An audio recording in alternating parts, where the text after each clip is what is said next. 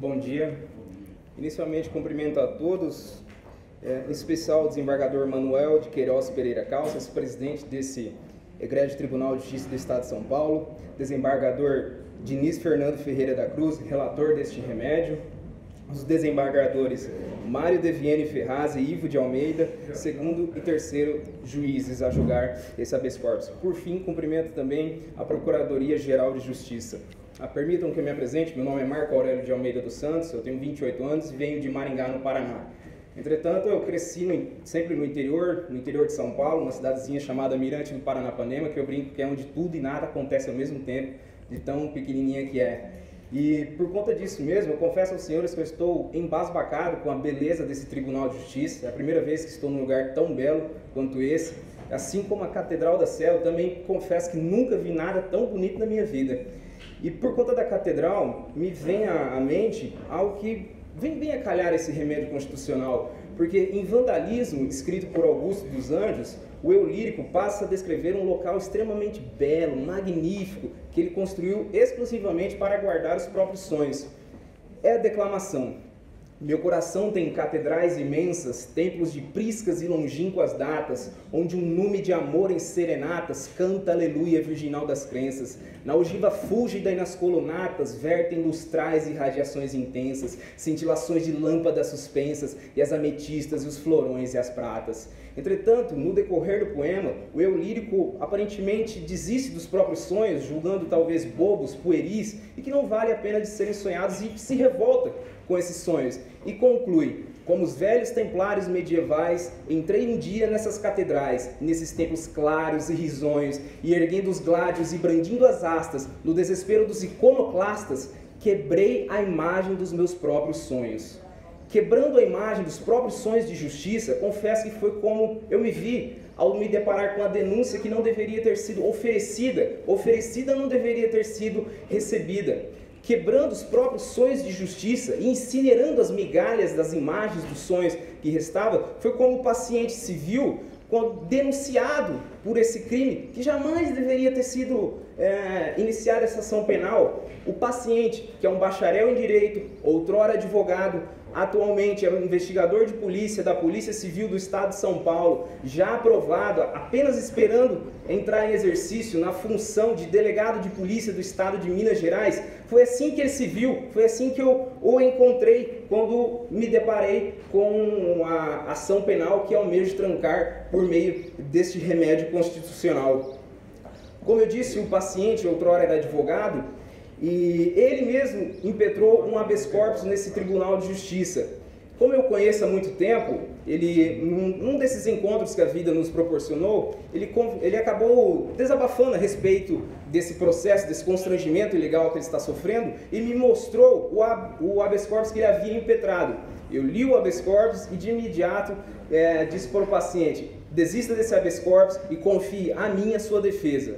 De imediato ele fez as duas coisas, e é por isso que impetrei o presente habeas corpus. O habeas corpus que ele havia impetrado era viciado pela própria inocência e recheado da justa indignação contra um sistema que impôs contra ele um constrangimento ilegal que jamais deveria ter sido iniciado. Ciente de tudo isso e lembrando dos ensinamentos de Piero Calamandrei, no sentido de que o advogado deve crer na justiça, recompus as imagens dos meus sonhos de justiça e impetrei esse habeas corpus de maneira técnica, como deve ser, crendo no elevado senso de justiça de Vossas Excelências para que a ordem seja concedida. Pois bem, antes de embarcarmos na narração factual, que eu creio que há de compor a inaufragável embarcação deste remédio constitucional, fazendo navegar pelas violentas águas do constrangimento ilegal e atracando no porto seguro da justiça, permitam-me tecer algumas considerações a respeito do parecer da PGJ. Data máxima vênia da Procuradora. O parecer da Procuradoria não guarda relação alguma com o presente habeas corpus. Veja, o parecer redargue uma hipótese de suspensão do feito que não foi requerida. O parecer ainda fala de nulidades processuais que não foram arguidas. Fala de ausência de justa causa, inépcia da denúncia. A denúncia não é inépta, todavia lhe falta justa causa. A Procuradoria chega a indicar as folhas em que a liminar for indeferida sem que haja pedido liminar e sem que houvesse o indeferimento do pedido liminar. Então, desembargadores, o parecer da PGJ, com o máximo respeito, ele não deve ser levado em considerações por vossas excelências, para a formação da convicção. Vamos aos fatos, pois como bem demonstrado pela PGJ numa de suas citações de jurisprudência, é necessário que a narração factual faça emergir a ausência de justa causa. Vejam, os fatos são o seguinte: na data, horário e local descritos na denúncia, o paciente recebeu uma ligação do seu compadre que solicitava que ele fosse buscá-lo porque Viviane, uma das testemunhas e pivô da confusão, estava descontrolada. Ele, querendo evitar uma confusão maior, pediu para o paciente: venha me buscar que eu vou dormir na sua casa. Por conta do adiantado da hora e por conta da sua condição de policial, o paciente, de maneira prudente, na comarca de Presidente Prudente, foi com a sua pistola. Já era tarde da noite, ele é policial, a melhor coisa que ele faz é realmente ir munido da sua pistola. Chegando no local, ele encontra um verdadeiro barraco. Viviane, como apontado por uma das testemunhas, que também é pivô da próxima confusão, estava incontrolável e até com seios de fora no meio da rua, brigando com todo mundo. O paciente, então, vai ajudar o seu compadre, inicialmente pegando os colchões que Viviane jogou para fora da casa e colocando dentro do carro. Pegaram esses pertences que estavam na rua e quando eles vão entrar na casa para pegar o restante dos pertences, Viviane passa a ofender a todos, inclusive vai para cima do paciente. Nisso, ele vê essa situação da mulher descontrolada, com seios de fora, indo para cima dele e fala: opa, pera aí, eu sou policial, não venha para cima de mim, pare com as ofensas, porque se continuar, a senhora vai ser presa por desacato. Nisso, perdoe-me as expressões, mas eu preciso dizer como ela realmente disse para o paciente. Falou: ah, você é um policial de merda, cadê sua farda? Você é policial sem farda? Não é policial coisa nenhuma. E ele falou: eu sou policial, não se aproxime. Nisso, os vizinhos já estavam ali admirando aquela confusão. Dois deles estavam sentados na calçada, como se tivessem poltronas, assistindo um show de entretenimento.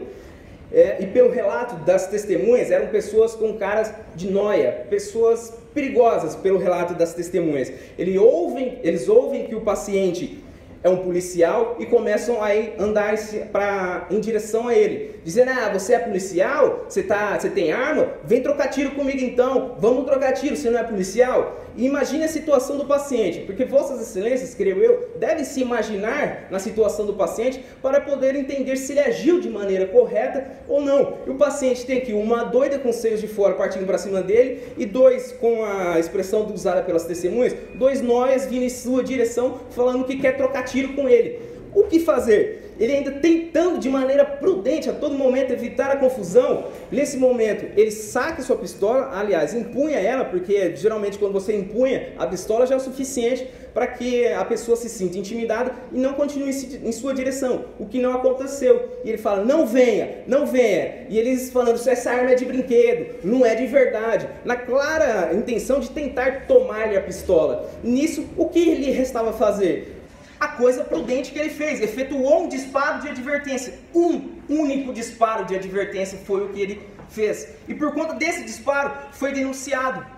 É curioso até que o próprio delegado de polícia foi pelo não indiciamento do paciente. Entretanto, o Ministério Público o denunciou. E como ele é agente de segurança, a pena é inclusive um pouco mais elevada. Mas foi isso, ele efetuou um disparo de arma de fogo com a nítida, clara, inequívoca intenção de se defender, de evitar um mal maior. Então, nessa situação, excelências, o que nós temos é um policial honrado, sem mácula nenhuma no exercício de sua profissão, acuado, sem ninguém por ele, com pessoas de nóia e perigosas partindo para a sua direção. Ora, o que ele ia fazer? E ele foi prudente, como eu disse, ele era bacharel em direito, advogado, conhece a justiça. Ele acreditava na justiça e ainda acredita. Por quê? Bastava que ele recolhesse o estojo de munição e negasse qualquer disparo de fogo, que hoje não teria os problemas que tem. Não estaria gastando. Tem 2 filhos pequenos e precisa gastar com a sua defesa por conta de uma denúncia que jamais deveria ser oferecida. E outra, ele tem conhecimento da lei, sabia que estava amparado e protegido pelo artigo 25 do Código Penal, pois efetuou o disparo para se proteger, inclusive para proteger aqueles que o ameaçavam, excelências. Vejam, que coisa mais esdrúxula. Os dois estão vindo para cima do paciente. ele faz um disparo de arma de fogo e é denunciado. Ele tinha algumas outras opções. Disparar, por exemplo, na perna do agressor, e esse agressor, um parêntese, eu juntei no habeas corpus, no memorial que entreguei a Vossas Excelências, tem longos registros de vida voltada ao crime, por violência doméstica, inclusive desacato policial, tendo necessidade de ter sido algemados. Então, ele está nessa situação com essas pessoas investindo contra ele. Se ele desse um tiro na perna dos agressores, de um deles, com a nítida intenção de machucá-los, ele estaria sujeito, se a gente levar em consideração o Instituto da Dosimetria da Pena, a uma pena de 1 ou 2 anos, lesão grave e gravíssima, respectivamente. Entretanto, o Ministério Público requer uma reprimenda de 3 anos de reclusão. Vejam, ele protegeu a própria integridade física, quiçá a própria vida, a integridade física daqueles que o ameaçavam, a própria vida dos ameaçadores, está sujeito a uma pena maior.